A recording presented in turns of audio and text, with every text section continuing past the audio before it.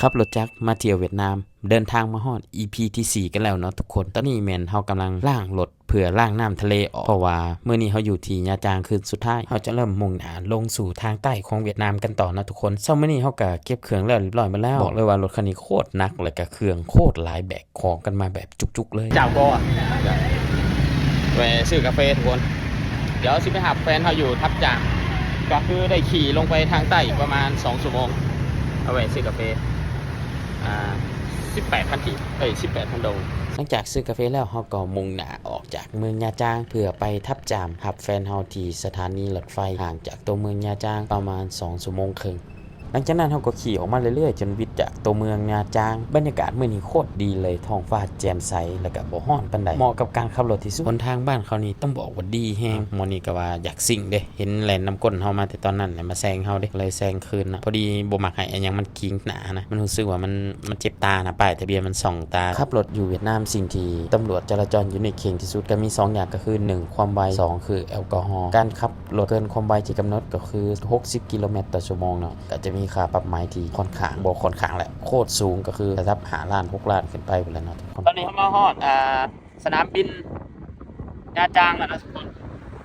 เฮาพักถ่ายรูปอย่างชมวิวนิดนึงเนาะเดี๋ยวเฮาก็จะเดินทางต่อไปตามเรียบนี่ครับไปฝากพูนอันนี้แม่นเฮาอยู่ที่สนามบินญาจางแล้วทุกคนไปเฮาเดินทางกันต่อเดี๋ยวมันสิบ่ทันเวลาเนาะพอแฟนขี่รถไฟไประหว่างทางก็จะเต็มไปด้วยกังหันลมไฟฟ้าเนาะโคตรหลายขี่มาระหว่างทางนี่เป็นภูเขาเป็นทะเลเป็นกังหันลมเป็นทุ่งหญ้าแบบนี้แหละหน้าเขาบ้านเขาก็สุดลูกหูลูกตาทุกคนขี่ไปเจอได้กันยาวเหยียดสุดเขียวงามสีเขียวแบบนี้เฮ็ดให้เฮารู้สึกบ่เมื่อยเลยนะทุกคนขี่ชมวิวไปเรื่อยๆก็ฮอดแล้วนะทุกคนฮอดแล้วทุกคนหาแฟนกันนี่จะหน่อยกันมาฮอดแล้วอันนี้ตอนนี้10:49สถานีรถไฟทับจานนั่งกินข้าวจี่ค่ะกินยังดีวะตอนนี้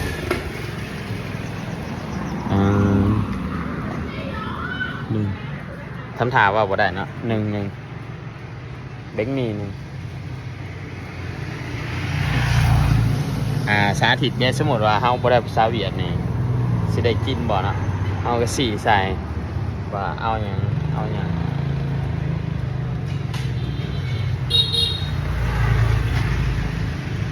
นี่ได้แต่ว่าเรื่องราคานี่บ่ฮู้ว่าสิเท่าใดbao nhiêu 20,000 โอเค20,000 ดอง20,000 ดองทุกคนกะbao nhiêuก็แปลว่าเท่าใดเฮาก็แต่อย่าลืมเนาะเวลาสั่งหรือว่ามากินหยังคันบ่เห็นราคาน่ะต้องได้ถามก่อนว่าเท่าใดหันนะก็คือ bao nhiêu có cốc đá không ok cho em xin rồi Cúc đá đó คำถามว่าบ่ได้เด้เฮามานั่งพักผ่อนถ่าแฟนมาฮอดนะทุกคนกินข้าวจี่ถ่าอยู่หน้าสถานีนี่ตอนนี้แฟนเฮาก็มาฮอดแล้วนะทุกคนก็รับเพิ่นแล้วก็เดินทางกันต่อทั้งเรียบเส้นทะเลนี่บอกเลยว่าโคตรงามทุกคนวิวธรรมชาติแปลกตาเฮาแฮงเนาะมาก็โค้งรถเข้ามาว่าสิถ่ายรูปก็รถมันล่มก่อนเนาะทุกคนมันเงียงได้มันหนักเพราะว่าเฮาจอดบ่ถึกจังหวะมันกินแล้วมันเงียงมาทางนี้เลยโคตรหนักยกจนบ่ขึ้นเพราะว่าเครื่องเฮาหลายแฮงเฮามาแบบ20กว่ามื้อเลยได้เล่น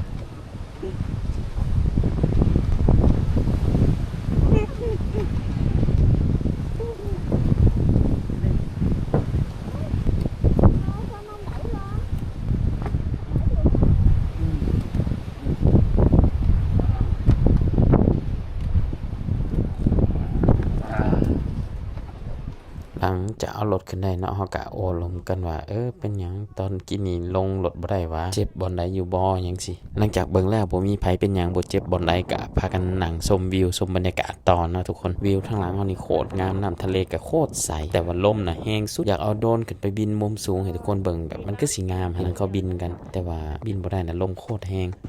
ยืนชมวิวอยู่ดีๆเนาะก็ตรงมือปิวเหี่ยลงนะทุกคนทำได้ปีนลงไปเอาไข่แต่ว่ามันมีบ่อนให้ปีนลงเนาะก็เสียวๆอยู่แหละ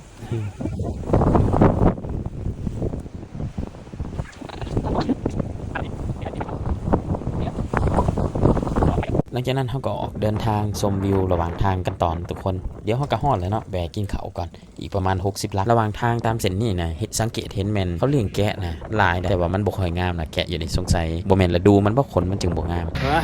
ตอนนี้เขามาฮอดใกล้ฮอดมุ้งแหน่แล้วทุกคนอีกประมาณชั่วโมงนึงลองชิมหัวปลาหมึกเปรี้ยวหวานปลาหมึก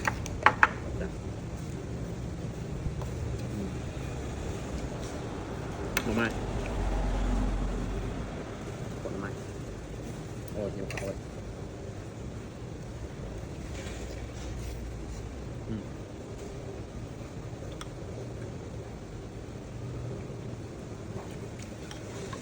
ต้มป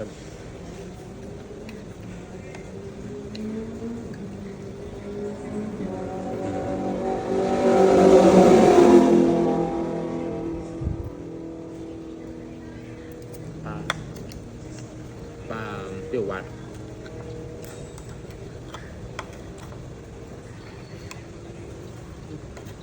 โอ้ย